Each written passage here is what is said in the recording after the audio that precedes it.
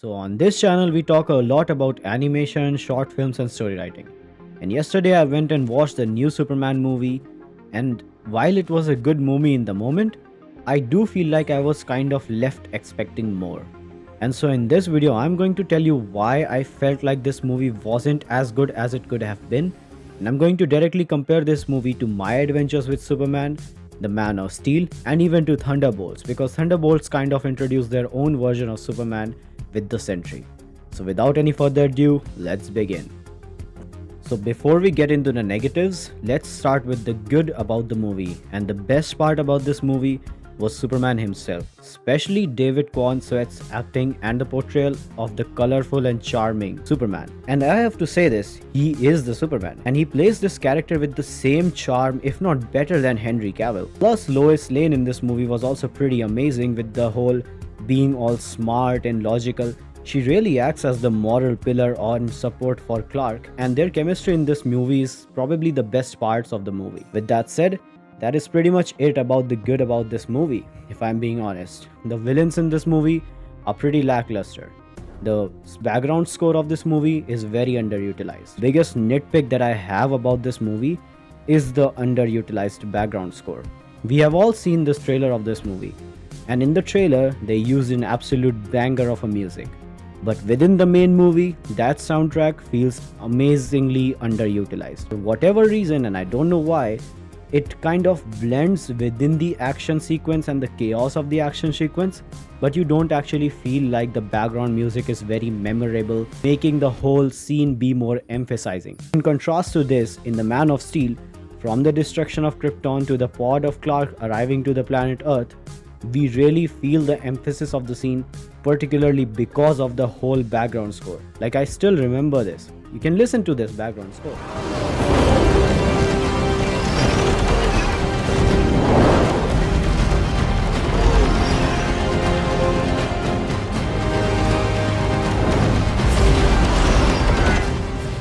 Tell me that is not amazing. Tell me that doesn't give you goosebumps and makes the whole scene feel more artistically emphasizing. And so yeah, the background score within this movie was kind of very underutilized. Talking about the second weak point about this movie, the villains themselves. Now, I don't know what weed this guy is on, any superhero film in the past 20 years, saying that this villain, and especially this Lex Luthor, is the best superhero movie villain in last 20 years. I don't think that's true. In fact, that's furthest thing possible from the truth.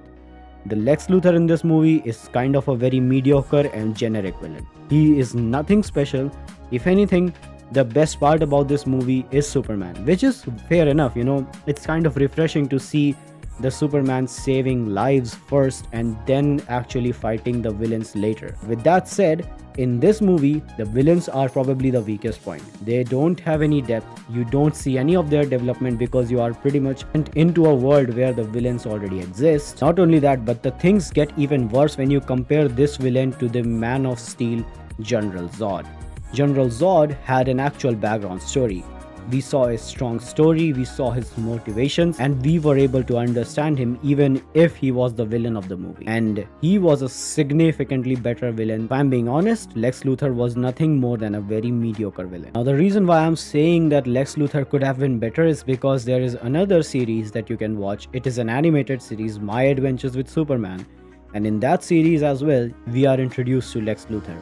And ironically enough, that animated series, with probably much less of a budget, was able to portray Lex Luthor much better. If anything, you can actually compare My Adventures directly to this new Superman movie, because both of these Supermen are colorful, charming, kind of funny, and in some cases very grounded in reality. Whereas when we talk about the Lex Luthors of these two series and movies, we can see that one of the Lex Luthor is kind of getting a good backstory. Now you can say that because it is an animated series, they have an advantage of making a longer series to give the villains a backstory. But if I'm being honest, this new Superman movie was more than 2 hours long. That is enough time to give someone backstory and then also give them enough motivations to finally make them a convincing villain. Whereas when we talk about Lex Luthor, in this movie, he was not at all a convincing villain. He felt like this very bitter guy who just wants to take revenge on Superman because, and we don't know why, And I know that that is how Lex Luthor is because he is jealous, but at the same time, this movie kind of made me feel like the whole villain arc was very inconclusive. Now, another weak point of this movie was the cinematography and the artistic representation. And while I'm not trying to say that the cinematography of this movie was weak, there is definitely some lackluster feeling parts in this whole movie. Especially if I compare this to The Man of Steel or even Thunderbolts, those two movies have far much better cinematography and far better artistic representation.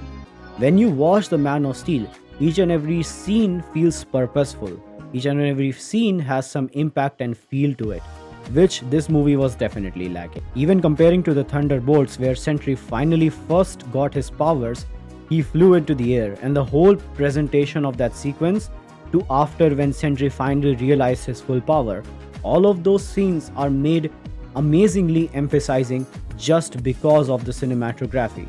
And so yeah, those two movies, especially when I'm talking about Man of Steel, this new Superman movie does kind of disappoint me on that part.